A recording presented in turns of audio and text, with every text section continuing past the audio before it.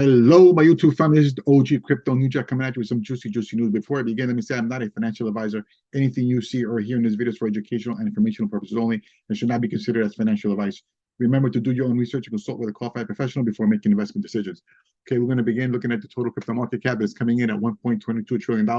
It is up 0.3%. Coming in at number one is Bitcoin at 30,318. Coming in at number two is Ethereum at 1,869. And our beloved XRP is coming in at number 6 at 46 cents. Taking a look at crypto bubbles, we have Cash as the top gainer that is up 10.8%, and Maker is the biggest loser, down 5.1%. The Fear and Greed Index is in greed at 55. Shout out to Mr. Man. He put out this tweet. Monex's Director of Operations, William Bigliotta, noted Ripple's platform is a powerful emerging technology that provides a more flexible, secure, and scalable payment network compared to legacy systems like SWIFT. And taking a closer look, they write here, Tempest recently went live on Ripple's network, enabling same-day Canadian dollar CAD wire payments in addition to local CAD and US dollar direct debits from bank accounts based in Canada. Okay, moving on. Shout out to XRPAYNET.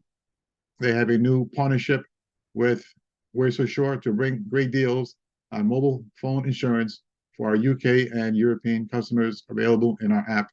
And that is good to see. The partnerships keep on going.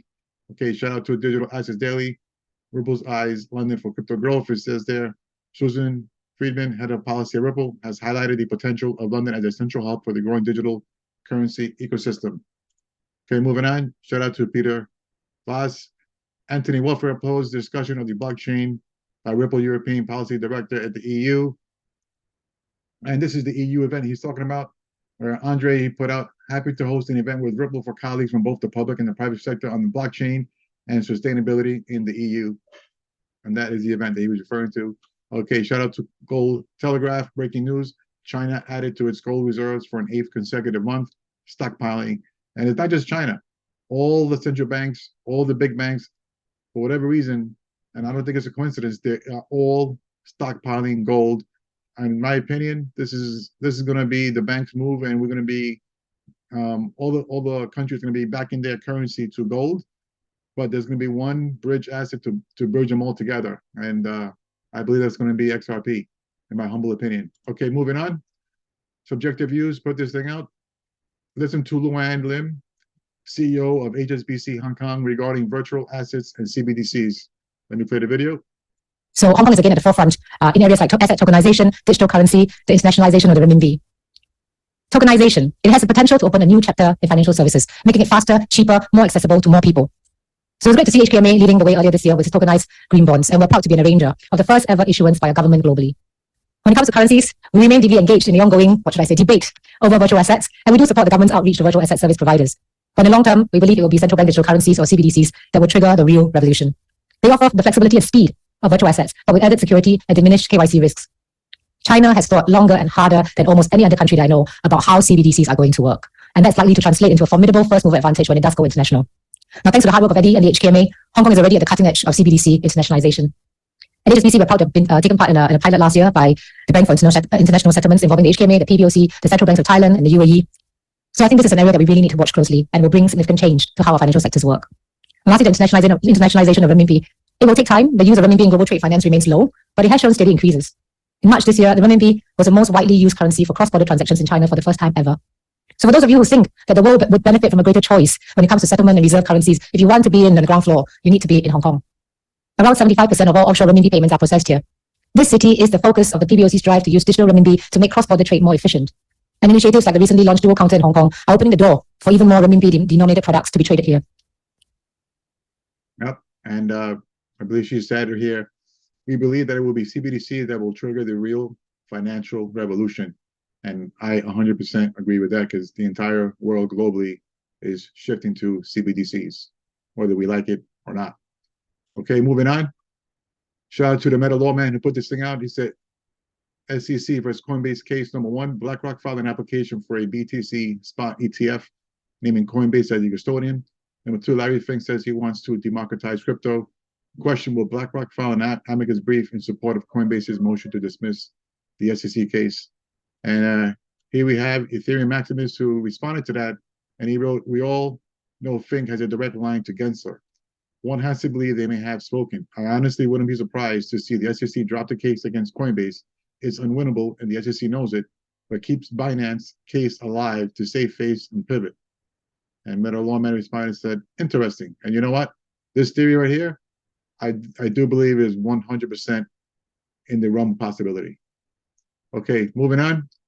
Bitcoin News put this thing out.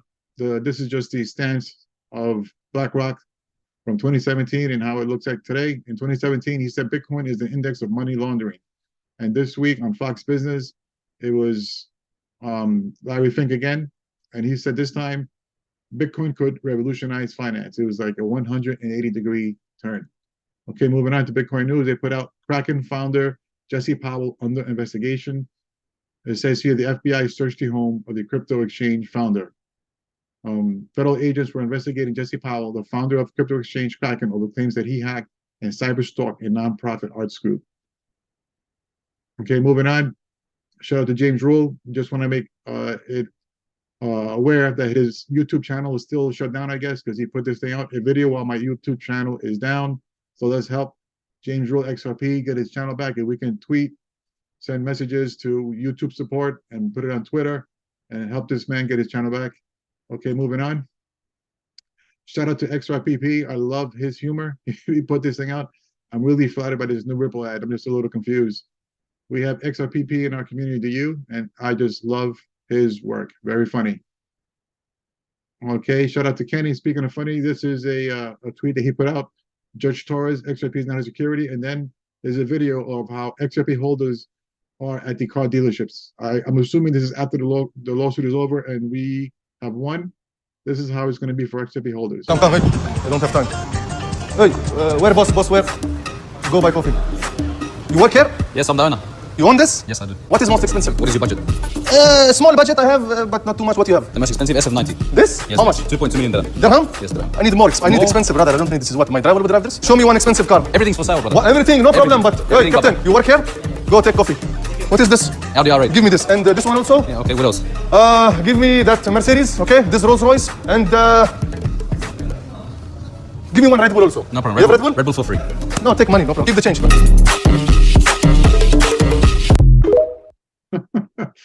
I mean, obviously, it's hysterical. No one's really going to do that. Even if you did come across that, that would be insane to do that. But it's just very, very funny. Okay, on a not so funny note, on a serious note, this is Cointelegraph breaking. Gemini files lawsuit against digital currency group Barry Silbert. This is the article here from Cointelegraph. I'm just going to read this paragraph that's highlighted. On a July 7th filing in a New York court, Gemini alleged DCG and Silbert engaged in a scheme involving lending huge amounts of cryptocurrency and US dollars to Genesis. According to the filing, Gemini seeks to recover funds incurred as a result of DCG's and Silbert's false, misleading, and incomplete representations and omissions to Gemini and their role in encouraging and facilitating Genesis fraud against Gemini. Adding the firm would also pursue legal avenues in Genesis bankruptcy case. So things are getting a little spicy. Okay, moving on. Shout out to Cypress the Minotaur. He tweeted out, major Ripple connections, only 200 views. What the F? So let's take a look at this video. Stop in and show you all something real fast. You see this right here? FNA, 208 views 2 weeks ago. Interesting. FNA is a trusted organization by the world's largest central banks, government authorities, commercial banks, and financial infrastructures. Oh, would you look at that? Look at all those interesting market participants right there. They can't all be systematically important, right? I don't know. Check this out. Look at that. Whoa. What's that right there? Must be there by accident. I don't know. Department of Treasury, Department of Defense, Payments Canada. FNA. FNA. What? Central bank training. Oversight and innovation in payments and settlements. Interesting. Okay. Whoa. What? Ripple used FNA to simulate the liquidity needs of banks interacting over a network over time and made it possible to determine the required liquidity flows within a hub bank to support the projected network volumes and values and to justify the benefits of the new service network. What does that say right there? Interledger protocol. Interesting. I mean, I'm telling you, the partnerships that they got, they haven't even mentioned, are going to be unbelievable. I see nothing but bright future for XRP holders. So we just got to sit tight and wait for this lawsuit to come to an end, and then we're going to see the utility kick in. Well, okay, fam, that's going to do it for today's video. If you found this video to be helpful, would you please smash the like and subscribe? I would really appreciate it, and it doesn't cost you anything. Thank you much in advance. And in the words of Snoop Dogg, keep your mind on your money and your money on your mind. Peace out, fam.